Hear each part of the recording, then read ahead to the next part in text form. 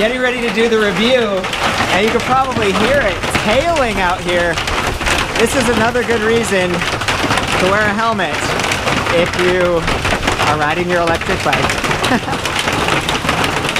Still coming down, but the hail has stopped.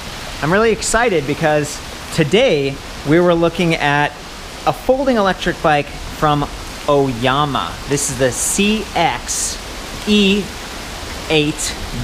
The E stands for electric, 8 because it's 8 speeds, D because it has disc brakes. Really compact. Of course, it's folding, and it does have fenders. Perfect for today. Perfect. I can't wait to get out there. Sort of. We'll see what it's like. Oh man, we got another guy on the bike over there, like just making a run for it. This is awesome. And yelling for help. Oh, hopefully they're okay. Anyway, yeah, back to the Oyama folding electric bike. This is the first folding electric bike I've seen from them. Oyama goes back to like 1966. It's a Taiwanese brand. Oyama Wang, I believe, started out making basically parts and manufacturing frames. I believe they made frames for Bianchi, Felt, maybe even Pedigo. So really trusted, and they're kind of like a soup to nuts, sort of like they do the whole thing, hydroforming, they make the frames, accessories, they put it all together, and they're really touting this as high quality. I was actually introduced to this brand by Ken Fayette. He runs a website called foldawaysolutions.com, bunch of folding bikes, and this is one of his first electric bikes. He was telling me that in the future they might even introduce a throttle accessory. I'm excited to dig into this. It doesn't have suspension, but it's relatively affordable at $12.99. So, you know, let's open it up and see what's inside. Okay, got it opened up, and the first thing I notice is just how nice looking and fat these tires are. I'm excited to see what brand those are, because from here they look really comfortable, and you know, comfort's something I care a lot about, especially with smaller diameter wheels. Got a chain guide, little instruction packet, and it looks like even maybe some touch-up paint or something, so that's cool. I can smell like trees. It smells really nice, but I think that's the smell of broken branches. Man, it's kind of incredible. I'm in Fort Collins, Colorado right now. Yeah, every once in a while these like late spring, summer rainstorms. I remember being a kid playing in that stuff. Really fun. Anyway, back to the bike. It's kind of amazing how much packaging is on this thing. I mean, it's just like everything is really well protected. There's even this strap at the back, and doesn't look like anything's damaged. That's always a concern when you're getting something in the mail. Even at the base, look, there's a seat post is protruding, and there's a plastic cap at the bottom, that black thing, along with some styrofoam, so that it won't punch through the box. And if we look at the box, you know, there's some rubbing right here, the tires on the back, no holes in the bottom, maybe a little bit right over there. That might have been from the pedal right there, which possibly should have been folded up. These are folding pedals. This one's folded, so I'm not sure why that other one wasn't. But it didn't, you know, it ripped through, but it didn't damage the pedal.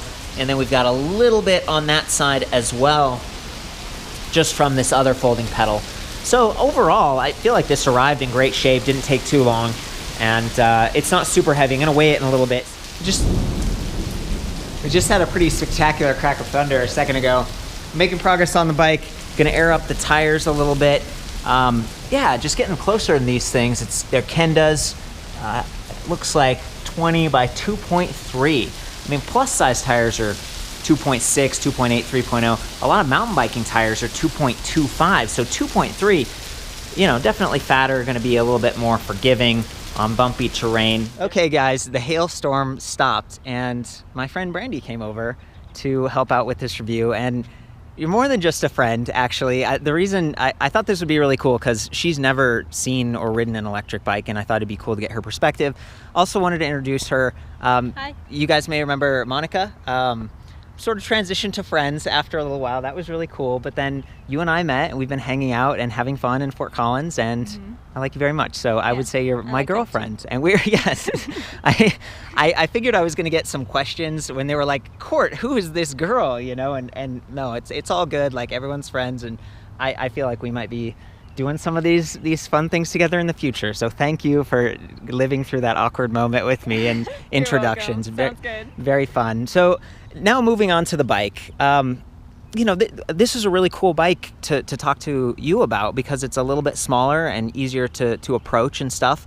But before we get to riding, what do you think of this thing? Do you have any questions about it? Yeah, I look at it and I think, oh, that's interesting. It looks like smaller than a normal bike, but I wouldn't guess that it's an electric bike. I've never really seen or ridden an electric bike before. So my first question is, where is the part that makes it different? Is there anything I can see? Like where does the power come from? Is there? Like, look around. Let's see what you come up with. Let's see here.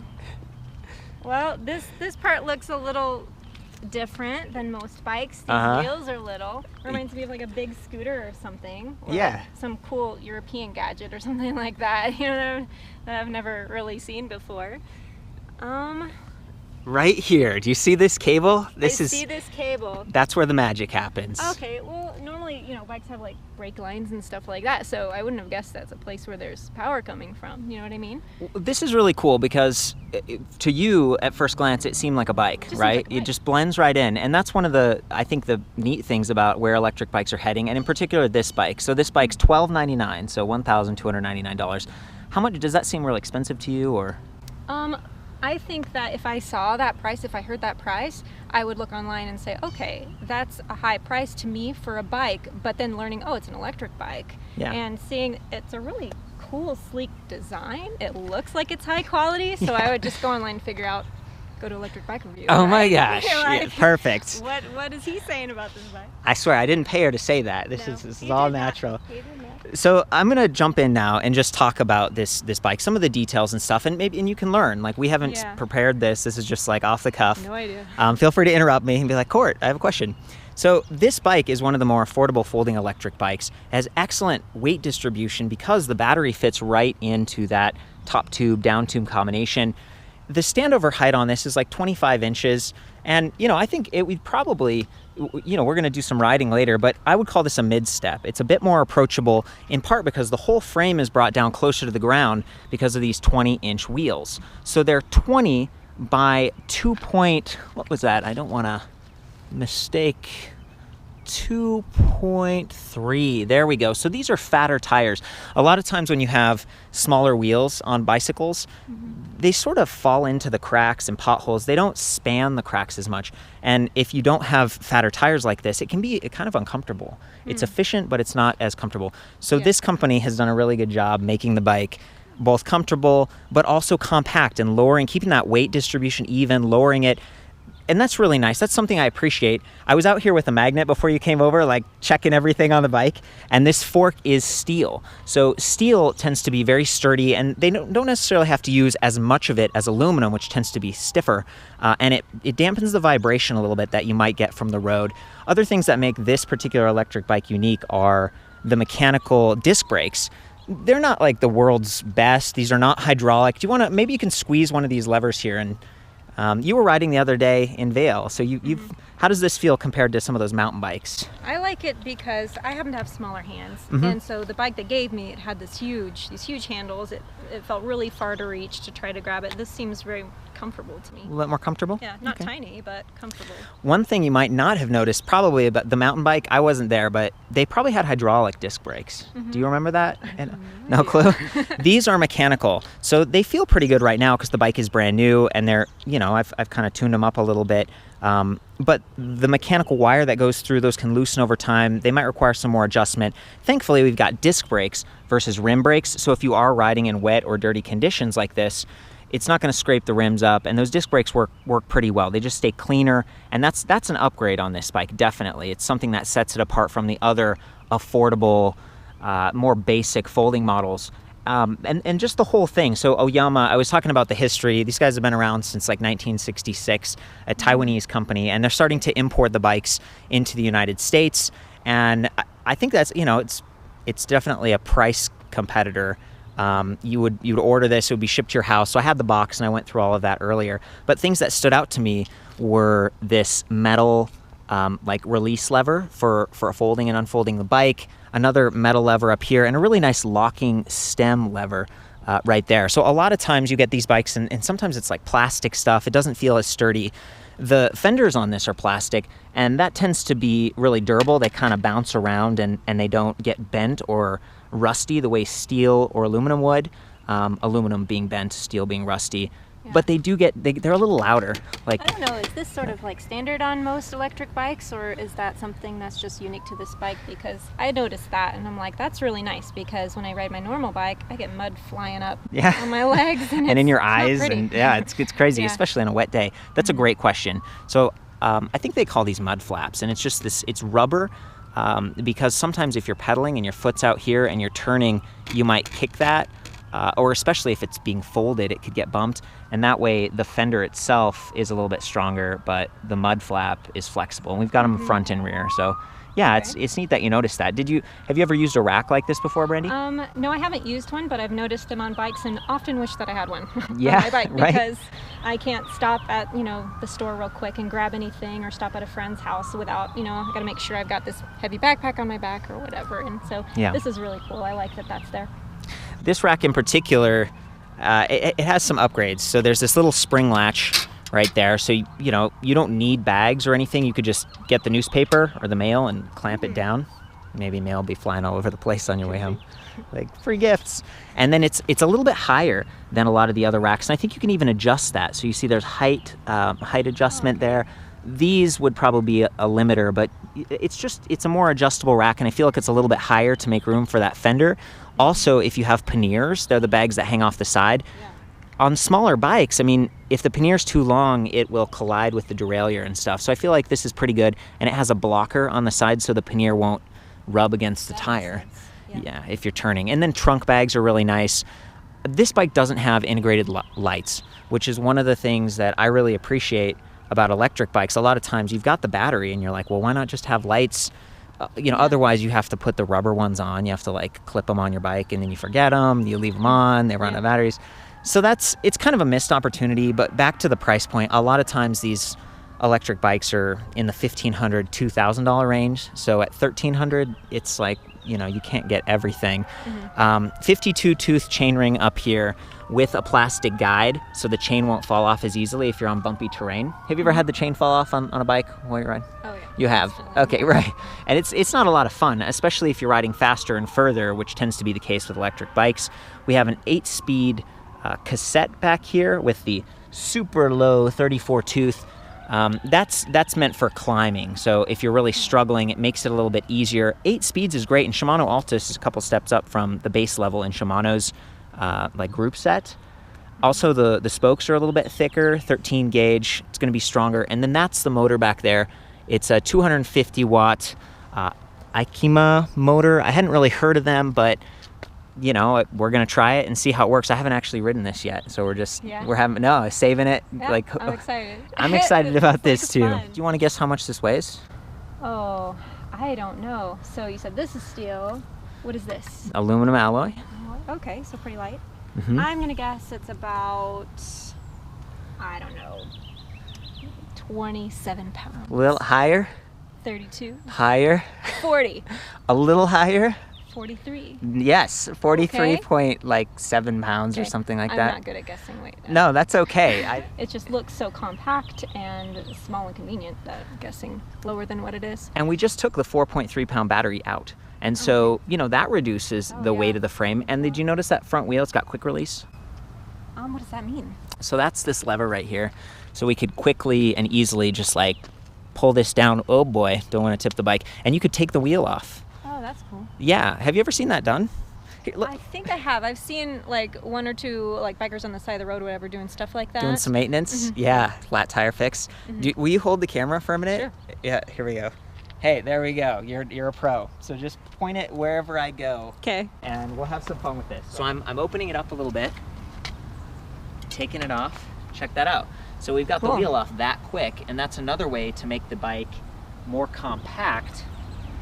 And I would say if you're laying this in the back of your car, you could turn the handlebars and make it flat, but with the fender, that doesn't really work. So the other thing you're going to want to be careful of is not to accidentally pull the brake levers when the wheel's off, because otherwise those brake pads can stick together and it can cause some problems. That seems super easy. Yeah, it's a neat feature. Doing great. Okay, put it back on. We are good. Ta-da!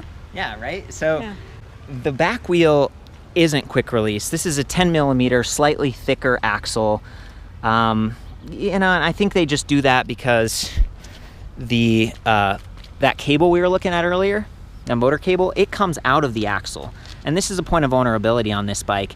You can imagine like someone kicks this or the bike tips over, even though it has that spring and it's fairly well protected, it's still a little bit more vulnerable. Some of the nicer motors from Dapu and stuff these days, they run the cable even tighter. Some of them even offer quick release. So this is like, meh, at least it has a quick disconnect right here. So if you need to do some service or maintenance, it's not gonna be, unreasonable. So back up here at the rack, this is pretty sturdy. It's 27 kilograms. A lot of these racks are rated at 25 kilograms, which is about 55 pounds. So this one, 27, that's about 60 pounds. Yeah, that's pretty high. That's incredible. Yeah, I mean, some people, I don't know, one of the trade-offs is see how close the saddle is to the back of the rack. If you put a bag that's too high, or like big, a trunk bag, you won't be able to get the saddle down. And if you have a light, it could block it. Keep all those things in mind. At least there's a reflector. And frankly, just having a rack is nice. So I feel like for a value bike, you're really getting a lot with this bike. We got the flick bell up here, grip shifter, Shimano Revo shift, 8 speeds, semi-ergonomic grips. There's not as much adjustability like telescoping height or angle or anything, and the bar is just flat, but it does have another quick release system here so you can spin the bars if you want to and, kind of get those brake levers out of the way when you're folding it. Maybe we should unfold it. What do you think? People probably want to see what that looks like. Yeah, I would think so. Right? That sounds cool. Wait, can I put you in charge of the camera again? Sure. Okay, you can just float around. You can see what's going on with that screen. The first thing to do is usually the stem. So there's that locking piece. This folds over like this. Go.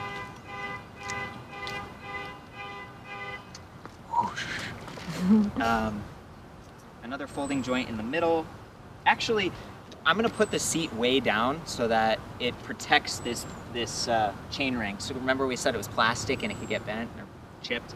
So we slide this all the way down. Do you see it coming out there? Yeah. There we go. Like that. And like this. Actually, you know what? This happens to me a lot. It's good to spin the wheel like this. Okay. You see that? Yeah. Yeah. So now it gets even tighter. Yeah. Wow. That's amazing. That's amazing to me. That is so cool. That can fit in just about any car, Yeah. We're gonna go to Denver, right? And I was like, it'll fit in the back of your car. Yeah, I was like, really, a bike? But now, no problem at all. I could fit like 5 of those in my car. That'd be sweet. This is, okay, so there it is. I'll be right back. Okay.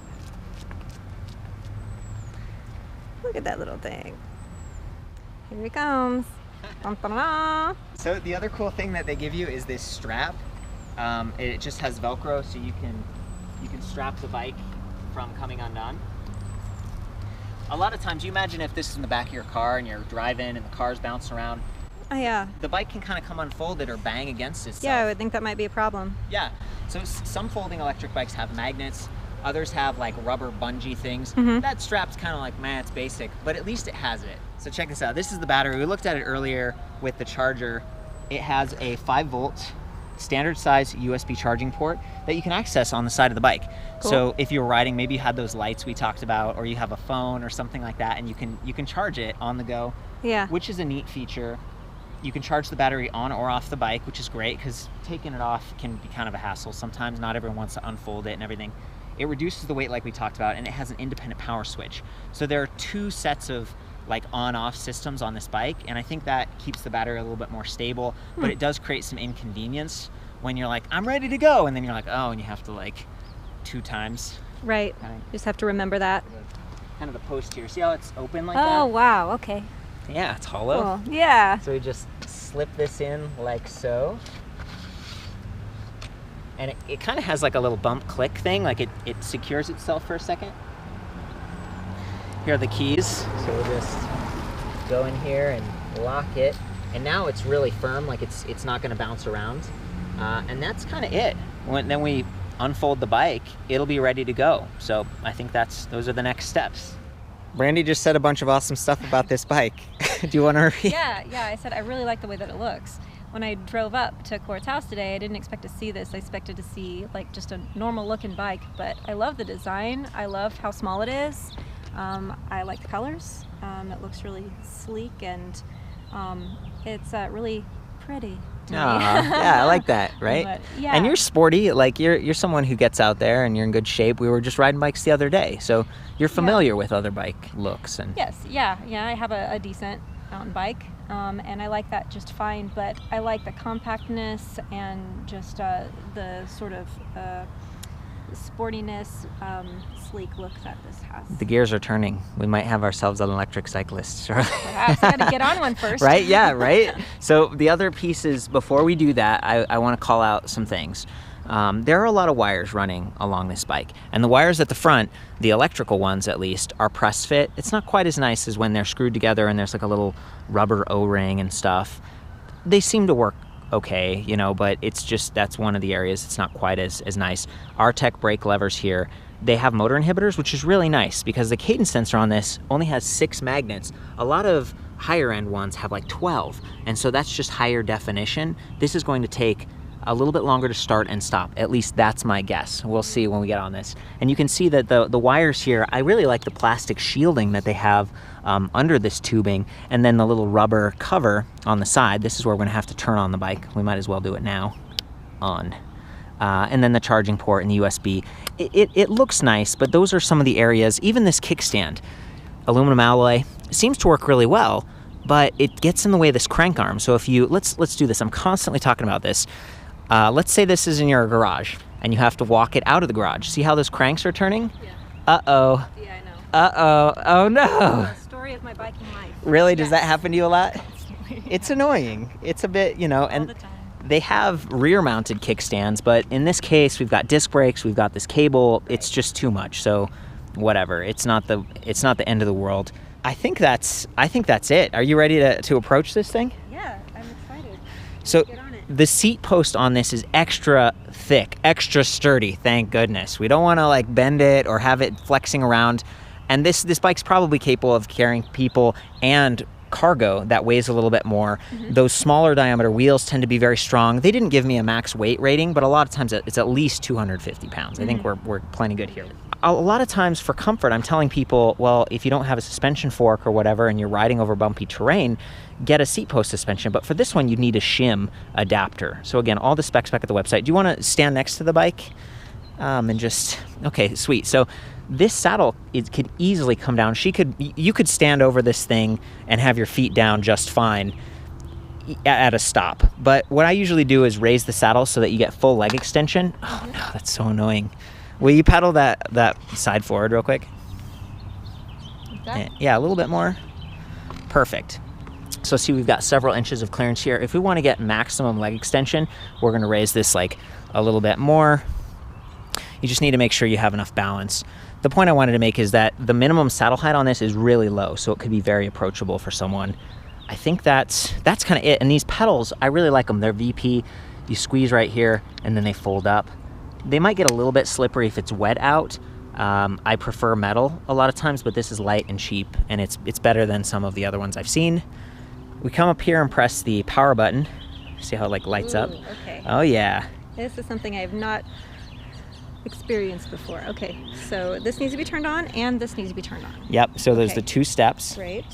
It's not quite full. I was charging it before you came over, but yeah, we didn't quite get there. But this will work. So the battery's 3 out of 4 dots, whatever that means. And that's one of the complaints, right? Like ideally this would give you like a percentage or it'd be very precise. Right. But it's not.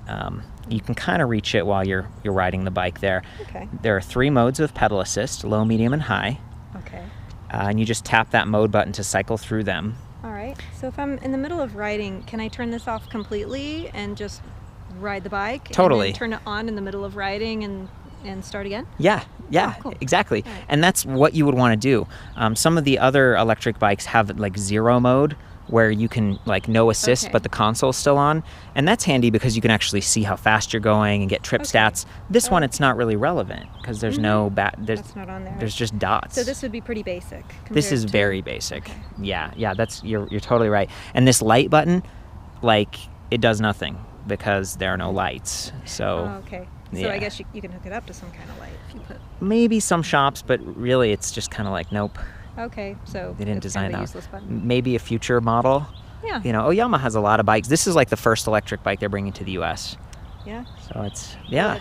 I think it's mighty cool. Let's see how it. You gonna do this? I do want to get on it. I think I need to get the helmet. Okay, can I do that? Yeah. Yeah, here. I will. I don't I want need to one of see. those. Yeah. Be right back. There he goes. This is super neat. I can't wait to ride it. Are you okay wearing my helmet? Yeah, I'm cool. Okay, I'm gonna tighten it up for you a little bit. All right. Check that out. You look awesome. Do I? Good. Yeah, you really do. I think it's a nice look. When you do this is going to be a little different. Like Okay. as you pedal, the bike's just going to go like, "Meh," and like. Okay. That was But a little odd. anytime you Used to squeeze it. those brakes, they stop you and they cut the motor power. So okay. you might even want to start just with your hands on the brakes. Let's see how that works. Yeah. All right. Let's see. Stow the kickstand and make sure you're all. Okay. Am I ready to go? Yes. Okay. Well, do that. There we are. Hopefully the seat's in a good position. Yeah. Seems good. Yep. All right. Let's go. Ride safe. Whoa. Oh my goodness! You're right. It like goes all by itself. It does. I'm like flying. All right. You're gonna circle back. Yeah. Looking clear over here. Okay, good. All right. Oh, it's like I start pedaling and it just goes. Yeah. Isn't that fun? Yeah. So that's like you're on low, right? You want to try high? Of course she does. She's gonna go for high. Okay, now it's not high. See what happens. Oh wow. I feel like I'm on a motorcycle. Yeah. And you can shift gears, like on the right, you know, you twist it. Yeah, I'm gonna try that now. Yeah, just pretend I'm not here. Like actually get used to the bike and you can bring back some questions All right. if you have any. Sounds pretty quiet. You know, I can hear a little bit of that electronic whirring that we're used to from internally geared hub motors. Do a brake test. There we go, nice and smooth. Good job. Yeah, I can feel the motor cut out when I do that. Yep. I'm definitely seeing some surge here. Like that cadence sensor just isn't as precise or responsive as some of the others. But she's doing great. What do you think? I think it's awesome. You have any questions or anything? You want to bring it up and talk about how it feels? Yeah. I don't think I have any questions. It's pretty self-explanatory once you get on the bike. It's pretty easy to figure out how that works. I think Intuitive. it's very cool. I think it might take just a few minutes of getting used to, of sort of deciding how much I want to pedal versus how much I want help versus, you know, what Yeah. gear I'm on and stuff. I'm not used to that. But it seems really cool. I Yeah, really you like it? Yes, Cool. I love it. I think it's fantastic. And I think you've talked to me before about things like going up hills. If Yep. you're in San Francisco or a crazy place like that, Sure. where they have those insane hills that would be super useful, commuting and all that. It just seems really cool. It was a lot easier to use than I thought it would be. I thought it would be more complicated, trying to figure out how to be comfortable, but it's very comfortable. Yeah. Yeah, I don't know if it's this bike or just the electric bike thing. Yeah. I think, and it's kind of a sweet bike. I really like You like it? is. That was a good Love first it. ride. Boom. Nice. And some of the other advantages of the smaller wheels is that motor gets a mechanical advantage. It doesn't have to work as hard because the wheel is smaller. Yeah, that makes sense. And for climbing and everything. You can imagine, I mean, did you ever pull your kids in like a trailer or anything? Yeah. Do you remember being a a lot of work? Yeah, I mean, they're heavy. Yeah, so it's yeah, like yeah, 2 toddlers back there, and it can add a lot of weight. electric bike could be a way to, you know, compensate would- for some of that. Yeah, that would make a lot of sense. It's another one of the use cases. So I think that's great. I'm going to hop on this myself real quick. Can I have the helmet back? Sure. We can swap it up. And I'm going to do some close-up shots and just talk about that cadence sensor. Thank you so much. Yeah. Okay, so here we are at the cockpit.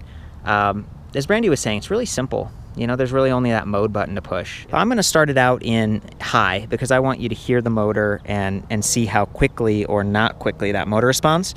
So here we go.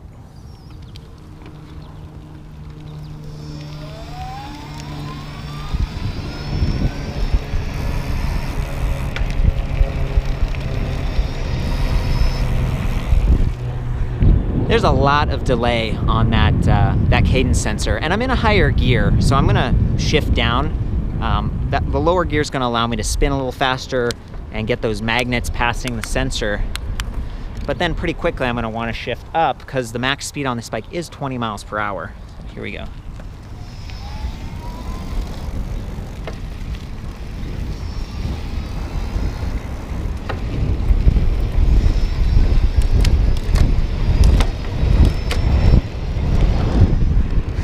Feeling pretty steady and stable with those bigger tires.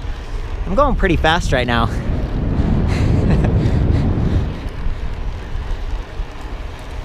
You know, not sure I would want to do too much no hands, but it's, you know, definitely those wider tires. I'm a fan of that. And this is a really smooth, you know, suburban street. I'm trying to get some idea here. There's definitely a little bit of, you feel the bumps a little bit more, even though I have the tires low. They're at 30 psi of the 30 to 50 range. You know, here's a manhole cover, and you could hear the plastic rattling. I'm just gonna take it off road.